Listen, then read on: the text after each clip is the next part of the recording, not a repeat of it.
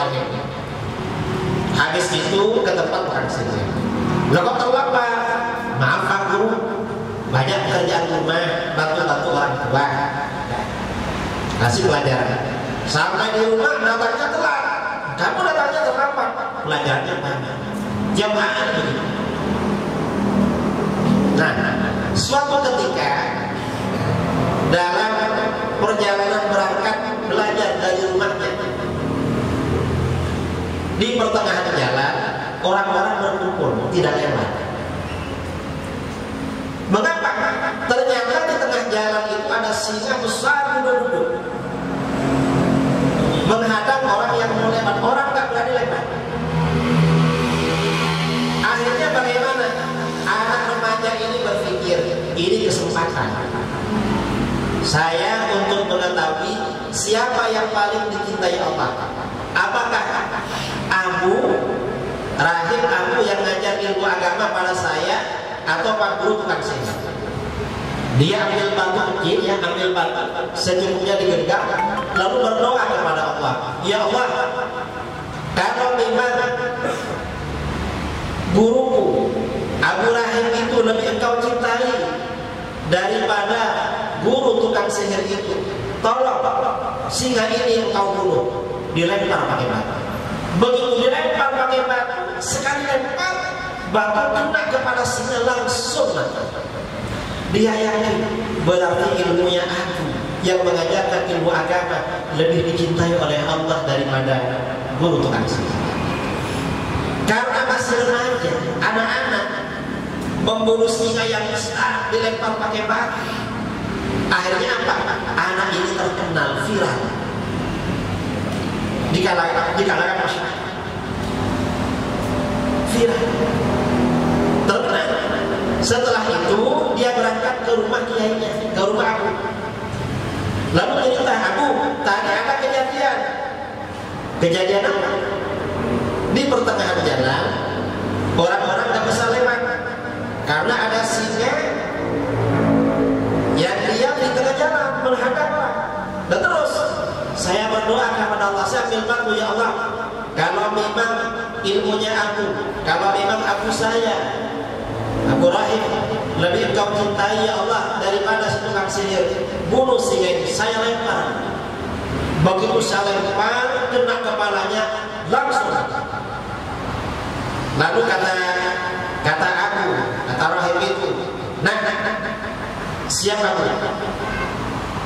Kamu setelah ini akan mendapat ujian besar. Kenapa? Kamu terkenal habis ini. Banyak orang datang sama kamu habis ini. Dan pesan saya, kalau nanti ada orang, apalagi raja, bertanya, siapa yang mengajarkan kamu ilmu ini? Jangan laporkan kalau itu yang mengajarkan saya. Saya ini selamat. Dan kamu ini sepertinya lebih baik dari saya, nak. Sepertinya lebih baik kamu. Saya belum tentu bisa melempar macan, berdoa dalam mati. Kamu ini bisa. Kamu lebih baik dari saya. Akhirnya sejak itu anak ini terkenal, viral. Setiap ada orang permasalahan datang pada dia. Ada orang sakit datang, ada orang buta datang, apapun datang. Padahal masih sakit. Lama-lama rajanya ini punya pembantu. Pembantu ini tiap hari dipanggil oleh raja untuk ngobrol-ngobrol. Dan ini pembantu ini sudah buta. Dia mendengar kalau remaja yang namanya Abdullah yang ditugaskan oleh raja itu untuk belajar ilmu sihir itu bisa menyembuhkan orang. Karena dia ini pembantu rezim, ya, pembantu penguasa, kan pasti banyak uangnya. Orang ini kalau dekat dengan penguasa, apalagi sering dipanggil, kan pasti tebel dompetnya, banyak uangnya. Akhirnya bawa uangnya ke rumahnya anak remaja. Ada apa? Nah, ini uang untuk kamu. Uangnya banyak sekali. Ini untuk kamu. Lalu untuk apa? Kasih saya. Kasih kasihkan saya. Yang penting sembuhkan saya. Kalau saya bisa sembuh, ini uang untuk kamu. Loh, saya gak bisa menyembuhkan. Loh, katanya orang-orang bisa sembuh sama kamu. Bukan saya yang menyembuhkan. Siapa? Kalau Tuhan ingin sembuh, ada syaratnya. Apa? Tuhan harus ikut perintah saya. Nah, apa syaratnya kalau ingin sembuh? Tuhan harus beriman kepada Allah. Tiada Tuhan selain Allah. Allah yang menyembuhkan. Kalau Tuhan siap beriman, saya berdoa kepada Allah. Insya Allah Tuhan akan sembuh. Oke, kalau saya beriman kepada Allah, la ilaha illallah.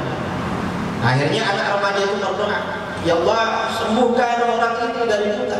Langsung sembuh, bisa melihat. Besoknya pembantu yang buta ini datang menghadapkannya, sudah bisa melihat. Terkejut rajanya, loh, sudah sembuh? Iya Tuhan. Siapa yang menyembuhkan? Yang menyembuhkan adalah Tuhan. Saya disembuhkan oleh Tuhan. Loh, kamu punya Tuhan lagi selain aku? Loh, Tuhan itu Tuhannya saya dan Tuhannya Tuhan juga. Akhirnya ditangkap orang. Karena berani melawan kebijakan penguasa. Pokoknya penguasa itu kalau beda akidah, beda aliran, bahaya kepada umat Islam. Langsung ditangkap. Setelah ditangkap, dipukuli. Siapa yang menyembuhkan kamu? Karena dipukul, akhirnya kamu. Kalau yang menyembuhkan anak remaja tadi. Dipanggillah anak remaja, dipukul lagi. Siapa yang ngajari kamu? Akhirnya ngaku yang ngajari dia adalah biayanya si Rahim. Dipanggil si Rahim. Padahal sudah pesan jangan lapor. Karena mungkin gak kuat sakit kan ya. Begitu dipanggil, si Rahim ini diambilkan gergaji. Ada algojo ya, ada petugas. Dulu belum ada pistol, pakai gergaji. Ini Rahim gergaji. Ya, gimana? Kalau Rahim tidak mencabut keimanannya pada Allah, digergaji jadi dua. Tapi kalau mencabut iman kepada Allah dan menganggap raja ini sebagai Tuhan, selamat. Ternyata si Rahim gak mau mencabut, saya tetap beriman kepada Allah, la ilaha illallah. Digergaji dari kepalanya jadi dua saja. Si buta yang sembuh dan muridnya yang anak remaja melihat kejadian. Lalu yang si buta gimana? Si buta yang sudah sembuh, kamu ingin hidup atau ingin seperti itu? Kalau kamu mencabut keimanannya kepada Allah dan beriman kepada Raja sebagai Tuhan, kamu hidup. Kalau enggak, digergaji jadi dua. Ternyata si buta yang sembuh ini imannya kuat. Enggak, saya tetap beriman kepada Allah. Akhirnya digergaji jadi. Ini kalau penguasa akidahnya beda. Akhirnya apa? Yang anak remaja ini, gimana anak remaja ini? Masa mau digergaji? Bingung macamnya.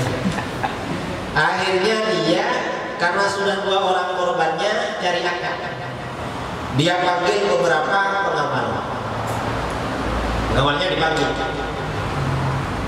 Setelah dipanggil kira-kira 10 orang lah atau berapa. Dia perintah pada pengawal bawa anak remaja ini ke atas gunung. Sampai di atas gunung ditanya, dia beriman kepada raja sebagai Tuhan atau kepada Allah sebagai Tuhan. Kalau dia mengakui raja sebagai Tuhan, bawa lagi pulang, selamat. Tapi kalau enggak, lempar dari atas gunung ke bawah, biar mati. Bawa ke atas gunung.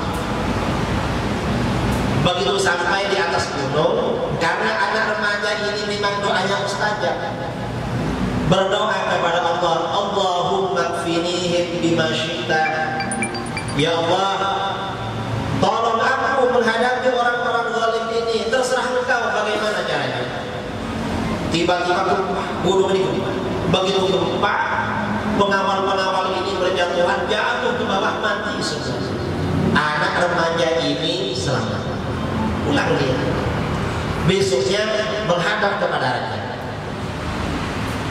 Begitu besoknya menghadap, terkejut, loh, kamu selamat? Iya Tuhan. Nah terus teman-teman kamu kemana? Mati Tuhan. Mati kemana? Jatuh dari gunung. Kenapa? Akhirnya jadi akal lagi. Gimana cara membunuh anak remaja? Akhirnya dia, raja ini memanggil pengawal lagi. Hei pengawal, 10 orang, bawa anak ini naik perahu sampai di tengah laut. Tanyakan, beriman kepada Allah atau beriman pada raja? Kalau beriman kepada Allah, lempar ke laut. Kalau beriman kepada raja, bawa pulang selamat. Bawa ke tengah laut. Begitu sampai di tengah laut, berdoa lagi pada Allah, Allahumma kfinihim bima syi'ta. Ya Allah, tolonglah aku menghadapi mereka. Bagaimana caranya, terserah Engkau. Akhirnya ada gelombang ombak besar di gunung perahu, tenggelam semuanya. Anak remaja ini selamat. Besoknya menghadap lagi pada Tuhan. Loh, kamu selamat? Ya Tuhan. Temannya mana? Tenggelam semua. Kemarin kena karat. Bingung. Kamu gak bisa dibunuh. Loh, Tuhan ingin membunuh saya. Iya. Kalau Tuhan ingin membunuh saya, ada caranya. Asalkan Tuhan mengikuti perintah saya, Tuhan bisa membunuh saya. Gimana caranya? Kumpulkan seluruh rakyat di lapangan. Seluruh rakyat harus kumpul. Gak boleh ada yang tertinggal.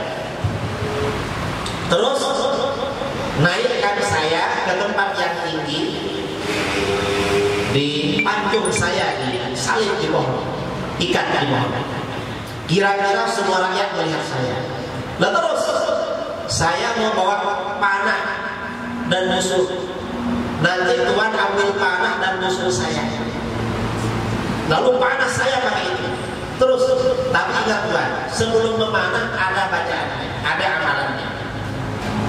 Sebelum melepas anak panah itu, Tuhan harus membaca mantranya. Seluruh rakyat harus dengar. Apa mantranya? Tuhan harus membaca mantra Bismillahirrahmanirrahim. Dengan nama Allah, Tuhan anak remaja ini. Setelah membaca mantra itu, lepaskan panah itu ke pelipis saya. Insya Allah saya akan mati. Sudah namanya raja kan tinggal perintah aja. Ayo kumpul. Oh, anak ini membawa panah dan busurnya. Lalu anak ini diikat, ya, disalib di atas kayu yang kelihatan semua orang. Ajarannya begitu. Lalu panah dan busurnya diambil sama si rajanya itu. Kemudian dia arahkan anak panah itu kepada pelipis remaja ini. Sebelum dilepaskan, raja ini berkata, membaca mantranya Bismillahirrahmanirrahim. Dengan nama Allah, Tuhan anak remaja ini. Dilepas panah, lepas sampai ke sini. Kena sininya, anak remaja itu dipegang, darahnya mengucur, meninggal. Karena raja ini berhasil membunuh anak remaja itu dengan membaca Bismillah, akhirnya apa kata rakyat? Semua rakyat berkata, Amanna billahi rabbil alamin. Kami beriman kepada Allah, Tuhannya anak remaja ini. Berarti Allah itu yang benar-benar Tuhan. Buktinya anak ini bisa dibunuh hanya dengan menyebut namanya. Seluruh rakyat beriman. Begitu seluruh rakyat beriman, raja ini ke istana, pembantunya bilang, Tuhan, apa yang Tuhan lakukan sekarang benar-benar terjadi? Gimana? Dulu gara-gara si rahib dan orang buta beriman kepada Allah, Tuhan kebingungan sampai digergaji mereka. Padahal cuma 2 orang Tuhan yang beriman. Tuhan sudah timur. Dan terus sekarang ini seluruh rakyat sudah beriman kepada Allah. Gara-gara Tuhan banyak mantra Bismillahirrahmanirrahim dengan nama Allah. Loh betul? Ya. Semuanya sudah beriman.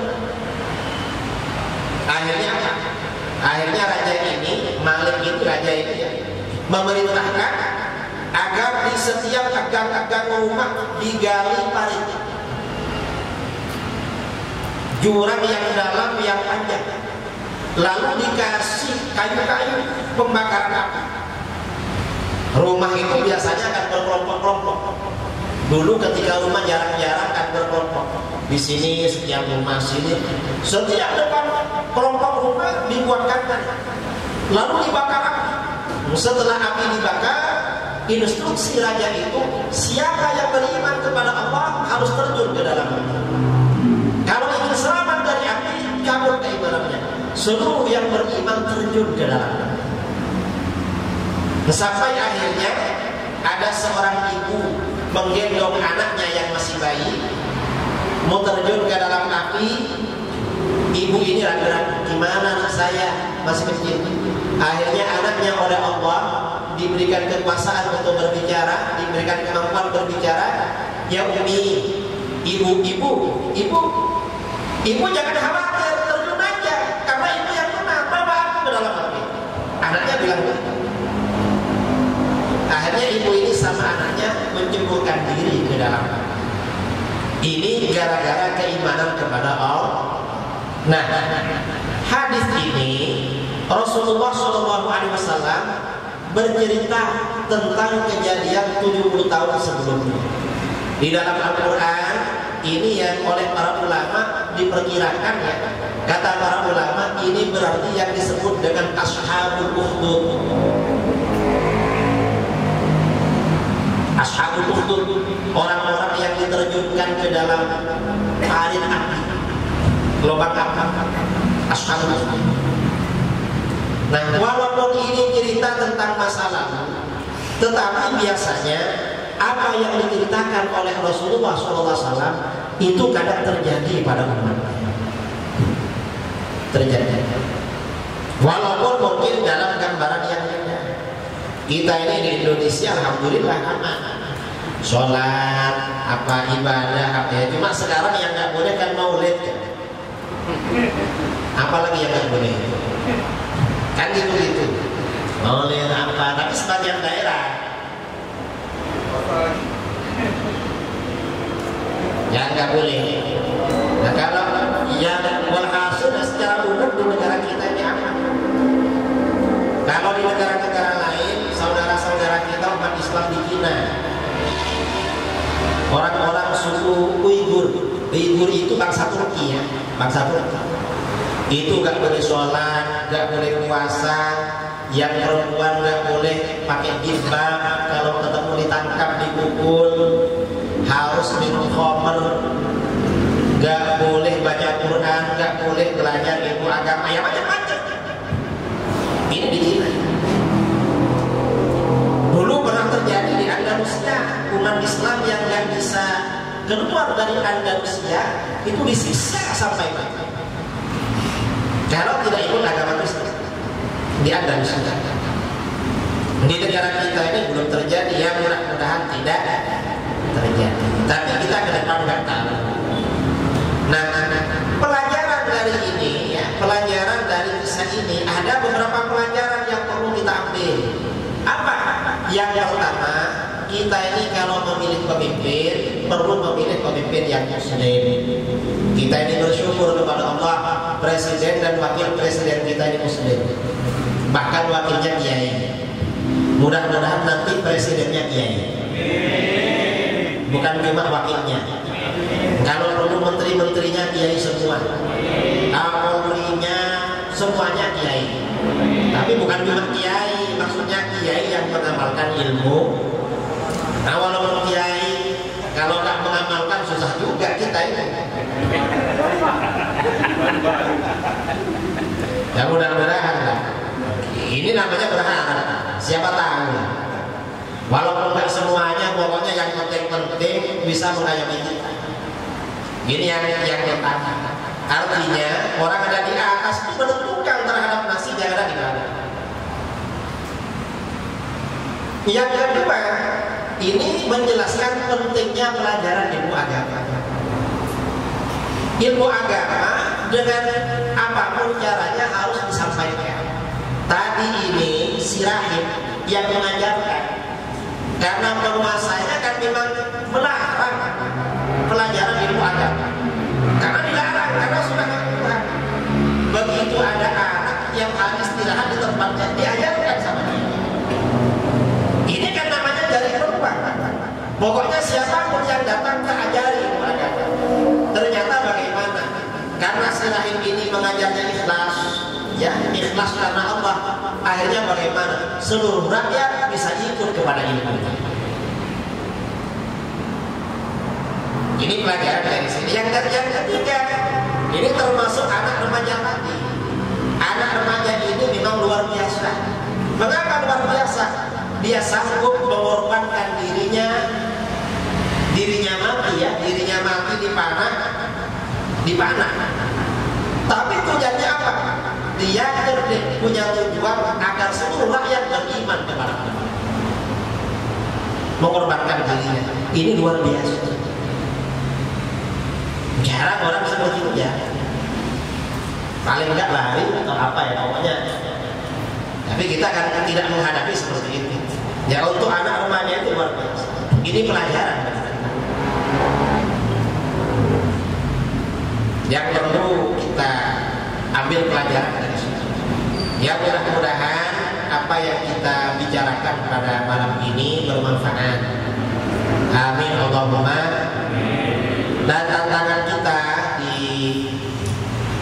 umat Islam Ahlus Sunnah wal Jamaah, selain dari liberalisme, pluralisme, Syiah, Wahabi, kadang-kadang juga dari orang-orang pondok, dari orang-orang daya. Enggak begitu. Kadang ada orang pernah ada di daya dan juga tokoh menyampaikan ajaran tauhid tapi tidak benar dan diikuti oleh orang. Mengapa? Karena yang bersangkutan dari orang tuanya juga bahaya. Seperti ini bahaya. Dan di mana-mana ini bukan hanya di Batam, bukan hanya di Sumatera, di Jawa, di mana-mana kadang terjadi. Walhasil pelajaran tauhid, pelajaran tasawuf, pelajaran fikih seperti yang dikaji di dalam acara-acara tastafi ini penting untuk disebarluaskan. Mengapa? Untuk menjaga umat Islam dari kekufuran, agar orang tidak terjerumus dalam kekufuran. Itu tujuannya. Mudah-mudahan bermanfaat. Karena ini mungkin ada yang mau ditanyakan, didiskusikan, dipersilahkan. Waktu saya kembalikan kepada moderator. Alhamdulillah.